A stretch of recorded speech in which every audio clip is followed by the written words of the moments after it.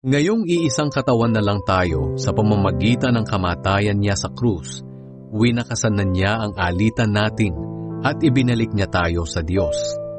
Pumarito si Kristo at ipinahayag ang magandang balita na nagbibigay ng kapayapaan sa inyong mga hindi Hudyo na noong unay malayo sa Diyos, at maging sa aming mga Hudyo na malapit sa Diyos.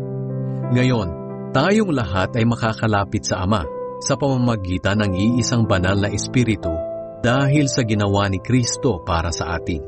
Kaya kayong mga hindi Hudyo ay hindi na mga dayuhan o taga-ibang bansa, kundi kaisa na ng mga pinabanal at kabilang sa pamilya ng Diyos.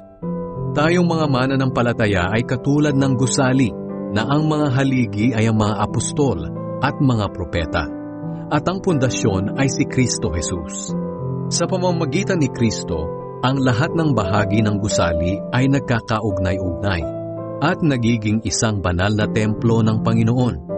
At dahil kayo ay na kay Kristo, bahagi na rin kayo nitong gusaling itinatayo, kung saan nananahan ng Diyos sa pamamagitan ng Kanyang Espiritu.